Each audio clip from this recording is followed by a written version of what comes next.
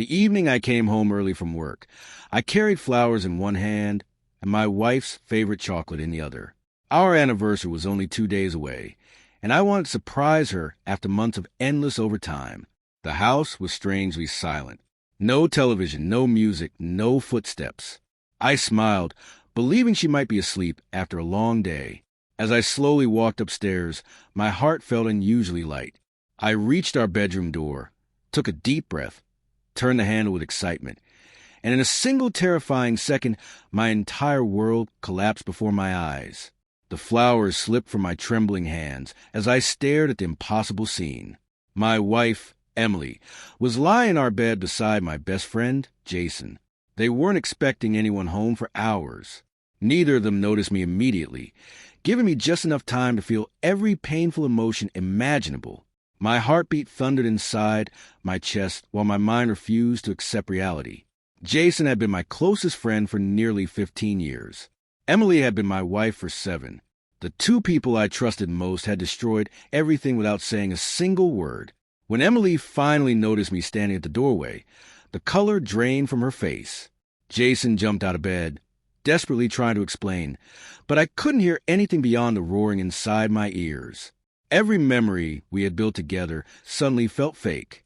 Every family vacation, every birthday, every promise, every smile became meaningless in an instant. Instead of screaming or throwing punches, I quietly stepped backward, closed the bedroom door, and walked downstairs. My silence frightened them far more than anger ever could, because neither of them understood what I was planning next. Outside, I sat inside my car for almost an hour without starting the engine. My phone rang repeatedly as Emily called again and again, followed by dozens of messages from Jason begging me to answer. I ignored every notification. Instead, I opened an old folder saved on my laptop through cloud storage. Months earlier, I had hired a cybersecurity consultant after noticing strange financial activity.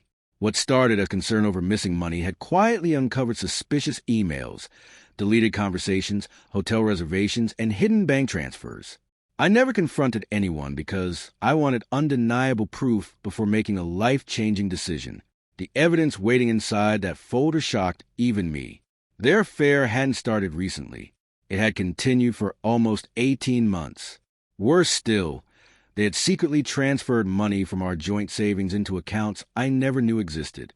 My signature had even been forged on several financial documents. Suddenly, this wasn't simply betrayal inside my marriage. It had become fraud. Every screenshot, bank statement, phone record, and surveillance report was organized with dates and timestamps. I realized fate had brought me home early not to discover the affair itself, but to uncover the final piece of a much darker puzzle. Rather than confronting them emotionally, I drove directly to my attorney's office the following morning. He carefully reviewed every document before looking at me with complete disbelief. "This is one of the strongest cases I've ever seen," he quietly admitted. Within hours, divorce papers were prepared while legal notices regarding financial fraud were also drafted. My attorney advised me to remain completely silent until everything was officially filed. The hardest part wasn't hiding my pain. The hardest part was pretending nothing had happened while justice quietly moved closer with every signed document and every passing hour. That evening, Emily finally returned home after spending the day desperately searching for me. Tears filled her eyes as she begged for forgiveness, insisting nothing serious had happened and claiming I had misunderstood everything. Jason arrived minutes later, repeating the same desperate excuses. I calmly invited them both into the living room. They believed I was finally ready to listen. Instead, I placed a thick envelope onto the coffee table and slowly pushed it toward them.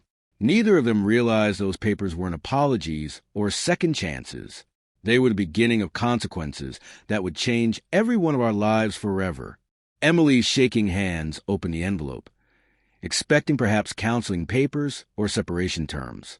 Instead, she found divorce documents alongside copies of bank statements, forged signatures, hotel receipts, private messages, and financial records stretching back 18 months.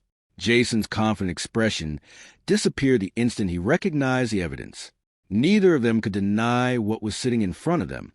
Emily burst into tears, insisting she had made terrible mistakes but still loved me. Jason tried blaming everything on poor judgment and emotional confusion. I calmly interrupted them. "This isn't about forgiveness anymore," I said. "It's about accountability, and that process has already begun." Paragraph 9. Within days, my attorney filed a divorce petition and submitted the financial evidence to the proper authorities. The investigation quickly confirmed forged documents and unauthorized transfers from our joint accounts. Friends who had once admired our marriage were stunned as the truth slowly surfaced. Some refused to believe it at first, but facts are difficult to argue with when supported by records, signatures, and verified transactions. Jason lost the respect of colleagues who had trusted him for years, while Emily realized that every lie she had told was collapsing under the weight of undeniable proof. Their carefully hidden secret could no longer survive. Paragraph 10. The legal proceedings lasted several months, and every hearing brought another uncomfortable truth into the open. Financial experts traced the missing money, digital specialists verified deleted conversations, and witnesses confirmed details that neither Emily nor Jason expected anyone to know. I never raised my voice during the process. Remaining calm became my greatest strength because the evidence spoke louder than emotion ever could. Eventually, the court ruled in my favor regarding the financial disputes, and the divorce was finalized. Walking out of the courthouse, I didn't feel victorious. I simply felt free from a chapter that had nearly destroyed my future. Paragraph 11. Starting over wasn't easy. For weeks, the silence inside my house reminded me of everything I had lost. Every room carried memories that once brought happiness, but now only echoed disappointment. Instead of allowing bitterness to consume me, I focused on rebuilding my life. I returned to hobbies I had abandoned, spent more time with my family, exercised regularly, and accepted opportunities at work that I had previously ignored. Little by little, confidence replaced heartbreak.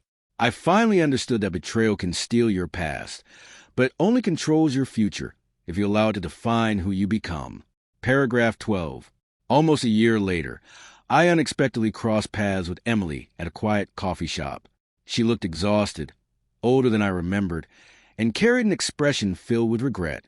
She quietly apologized again, admitting she had traded a loyal husband for empty promises and temporary excitement. Jason had disappeared from her life soon after everything collapsed, leaving her to face the consequences alone. I listened respectfully but without anger. Holding on to resentment would only keep me connected to a painful past. I wish her well, stood up, and walked away knowing some chapters are meant to end, not be rewritten. Paragraph 13. As I stepped outside, the evening sunlight felt warmer than it had in years. The pain of opening that bedroom door had once convinced me my life was over, yet it became the beginning of something far better. Losing people who betrayed my trust made room for relationships built on honesty, respect, and genuine loyalty. I learned that real strength isn't found in revenge or rage, but in choosing dignity when everything around you falls apart. Looking back, I no longer remember that day as the moment my life ended. I remembered it as the day I finally found the courage to begin again.